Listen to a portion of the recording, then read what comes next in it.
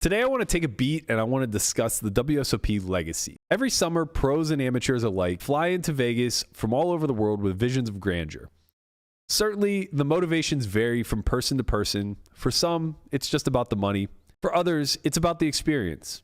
A single opportunity to brush elbows with players and influencers that they've followed from day one. No matter what your motivation to step foot in the arena is, competing for a WSOP bracelet is to compete to etch your name in poker history forever. The WSOP is a special time of year for all poker players, professionals and amateurs alike.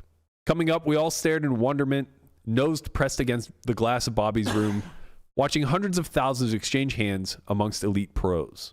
We brushed elbows through the halls of Rio with larger-than-life characters running from event to event, attempting to add another bracelet to their legacy. Helmuth, Negreanu, Ivy, Mercier, Seidel, and Doyle. The list goes on, and we all have stories from the first time that we bumped into one of these characters waiting in line to purchase the $13 banana. I too often forget what it was like as that 5'10 grinder who came out here to take a shot, sitting with case money, daydreaming of the day when I'd be competing at the highest stakes. For more than just money, but to etch my name in poker history as well and generate a legacy. Last week, we discussed what our predictions were for this year's schedule, and I took a pretty hard stance against the smallest buy-ins being featured. Generally, I don't appreciate when companies run rake traps that stress the overall system that they've built, specifically when that system happens to be one of the most prestigious series of events in our industry's history. That being said, I think it's important to contextualize the World Series' place in the current poker landscape. As any elite company should, the WSOP has evolved with changing times. And while I may yearn for the days when every single elite player in the world was in attendance for quote-unquote summer school, the community has simply changed.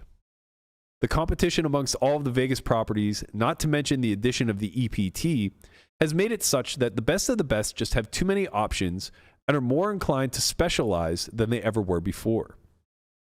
The WSOP isn't necessarily a showcase of our best and brightest any longer, but rather it's a convention that's open to the public to both compete against and brush elbows with thousands of other poker lovers. I understand the appeal of the small buy-in experience, and I believe the WSOP deserves all the credit in the world for serving players at all buy-in levels. Though there is a small part of me that still believes the lower the buy-in, the more the WSOP legacy takes a hit, I also think that any dilution of the brand that may occur is quickly neutralized by the thousands of enthusiasts who experience their first taste of the WSOP magic. No other series in the history of our game garners the same attention, hype, or scrutiny as the WSOP. From bracelet bets to player of the year races, we're all locked in and we're following every single storyline as they unravel. This year, 99 players will have what amounts to a once-in-a-lifetime achievement for most.